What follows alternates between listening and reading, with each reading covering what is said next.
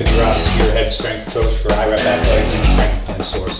So for now, we're going to talk about a pretty common problem in your overuse injuries. We're going to talk about lateral epicondylitis and medial epicondylitis. All right, lateral epicondylitis is typically known as your tennis elbow syndrome. All right, so it's coming with a lot of repetitive motion where you're flexing your arms down at the wrist, creating a pull over at your extensor tendons. So in anatomical position, right, thumbs forward, hands forward. We're going to look at that here. So here you've got the radius, here you've got the ulna, all right, hands down here somewhere, thumb side over here. That's how you remember it's the radius. All right, so all of your, or the majority of your extensor muscles come up and attach to one point here, your lateral epicondylitis. What happens is with the multiple repetitive issues, think of this as a rope, right? Or a battling rope or something like that. We've all seen the ropes, or a rope over a tree on a tire swing.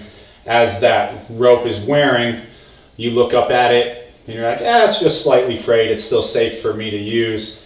So you don't do anything about it. That's kind of how your body treats this injury as well, is over time, you create these micro tears into those extensor muscles, and your body is like, it's not a big deal. I don't need to stimulate any sort of healing response.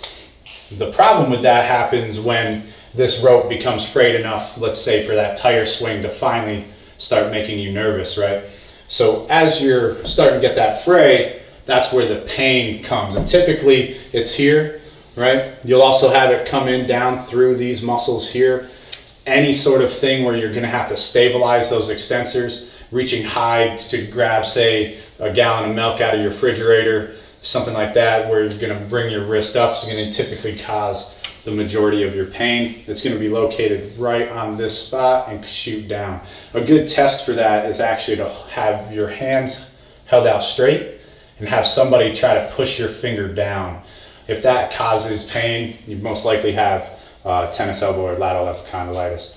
Your other injury, which is your medial epicondylitis, is actually the exact opposite of that. They also call that golfer's elbow, based on a golfer's swing.